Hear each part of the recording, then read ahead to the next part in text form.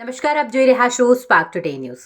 માથી ગણેશ મહોત્સવ આગામી 1 ફેબ્રુઆરીના રોજ તેની ઉજવણી કરવામાં આવશે. તેને લઈને મૂર્તિકારો ગણપતિની પ્રતિમાને આખરી ઓપ આપી રહ્યા છે.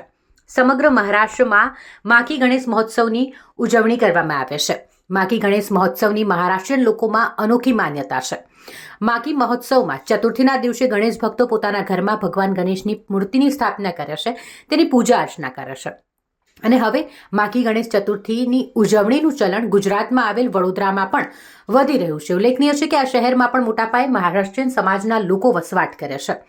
હાલમાં જ હવે માખી ગણેશ ચતુર્થીની ઉજવણી કરવામાં આવશે અને તેને લઈને ભક્તોમાં પણ ખૂબ જ ઉત્સાહ છે. માઘી ગણેશ ચતુર્થીના દિવસે ભગવાન ગણેશનો જન્મ થયો હોય આ દિવસે ભક્તો ભગવાન ગણેશજીની ઘરમાં સ્થાપના કરી તેમની પૂજા કરીને ધન્યતા અનુભવે છે. વડોદરામાં પણ ખૂબ જ ઉત્સાહપૂર્વક તેની ઉજવણી થવાની છે. વડોદરા શહેર ચાંપાનેર દરવાજા પાસે આવેલ શ્રી બાપા માર્ટ દ્વારા 6 થી 7 ગણપતિની પ્રતિમાઓ બનાવી, જેમાં 4 ધરના શ્રીજી અને 3 શ્રીજી મંડળમાં સ્થાપના કરવામાં આવનાર છે, જેને લઈને વડોદરાના મૂર્તિકારો દ્વારા ગણપતિની પ્રતિમાને આખરી ઓપ આપવામાં આવી રહ્યો છે.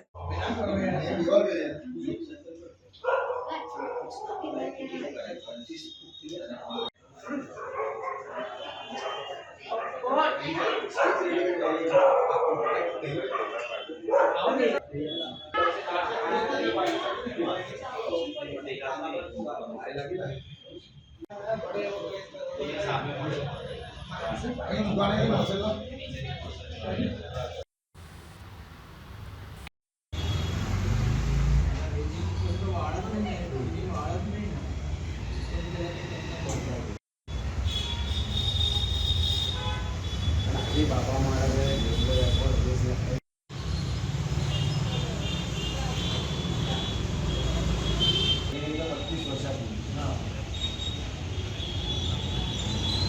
ગયા વર્ષ અમારું પહેલું વર્ષ હતું, આ અમારું બીજું વર્ષ છે. તો આશીષભાઈએ આ ગણરાયાની મૂર્તિ સાકારી છે, જેમાં કોન્સેપ્ટ હરિહરનો યુઝ કરવામાં આવ્યો છે. બહુ ખૂબ જ સુંદર કોન્સેપ્ટ છે. આવતીકાલે સાંજે 6 વાગે માંજલપુર નાકાથી આ આગમન યાત્રા ચાલુ થશે. જેવી જ આ પ્રભાવશાળી મૂર્તિ છે, તો આપ સૌની નમ્ર વિનંતી છે કે આવતીકાલે માંજલપુર નાકાથી બિલેશ્વર મંદિર લગીને જોડાવું અને આ આગમનમાં બાપાના દર્શનનો લાભ લેવો. મૂર્તિની સ્થાપના કઈ બિલેશ્વર મહાદેવ મંદિર છે, એના એક્ઝેક્ટ સામે અમારું ગ્રાઉન્ડ છે, ત્યાં અમે મૂર્તિની સ્થાપના કરીએ છીએ. આગમનના અંદર ગંધર્વ ઢોલ તાશા બી રાખ્યું છે, ડીજે બી છે, લાઇટિંગ બી છે અને ઈવા મોલ પર એક પારંપરિક આરતીનું આયોજન કરવામાં આવ્યો છે. તો તમામ ભક્તોથી વિનંતી છે કે આરતીનો લાભ બી લેવા આવશો બધા. વિવેક કેસારકર. માધી ગણેશ ઉત્સવ 2025 દરમિયાન ઘણી એવી મૂર્તિઓ બની છે અને ઘણા એવા મંડળો હવે ઊભા થઈ રહ્યા છે આપણા વડોદરા ખાતે. અને આપ જોઈ શકો છો કે પાછળ બિલેશ્વર માંજલપુર ખાતે આ મૂર્તિનું નિર્માણ થયેલું છે. ક્યાંક અકોટાનું એક મંડળ છે, એમને પણ ગણપતિ બનાવ્યા છે. રિદ્ધિના ગણેશજી છે કે કિશોર યુવક મંડળ, જે આપણા વડોદરા ખાતે સૌથી પહેલા માધી ગણેશ ઉત્સવની શરૂઆત કરેલી, તેમજ કાંતારેશ્વર મહાદેવ યુવક મંડળ, જે મોટા પાયા પર ગણેશ ઉત્સવ માધી ગણેશ ઉત્સવ બનાવે છે આપણા વડોદરા ખાતે. ટોટલ કેટલી મૂર્તિઓ બનીને શું મેસેજ આપવામાં આપણા કારખાના તરફે ટોટલ 6 મૂર્તિ બનાવવામાં આવી છે. એનામાં 3 મંડળની છે અને 3 ઘરગથ્થુ છે. અમારા મંડળનું નામ છે કિશોર યુવક મંડળ. મુંબઈમાં માઘી ગણેશ ઉત્સવ બહુ ધામધૂમથી ઉજવાતો હતો.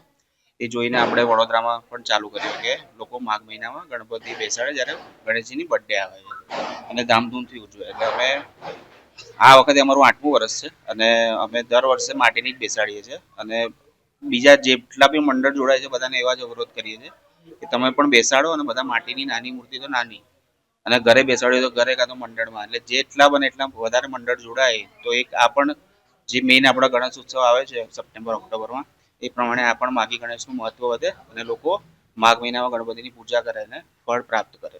કેટલા દિવસનો ઉત્સવ હોય? અમે જે કરીએ છીએ 7 દિવસ માટે બેસાડીએ. શું નામ છે? વિમલ મિસ્ત્રી. શ્રી કાંતારેશ્વર મહાદેવ યુવક મંડળ બાજવાડા. અમે છેલ્લા 7 વર્ષથી માધી ગણેશનું આયોજન કરીએ છીએ. આ અમારું 7મું વર્ષ છે. આ વખતે અમે 3 દિવસનું આયોજન રાખ્યું છે, જેમાં 1લી તારીખે અમે લોકોએ ગણેશ હવન રાખ્યો છે. બીજી તારીખે અમારી શોભાયાત્રા જે છે સાંજે 7 કલાકે બાજવાડા ચાંપાનેર ગેટથી પ્રારંભ થશે અને 3 તારીખે મહાભંડારાનું આયોજન કર્યું છે. તો વડોદરાના સર્વે ભાવિ ભક્તોને પધારવા ભાવભર્યું આમંત્રણ. શું નામ? પિનાકિન શાહ.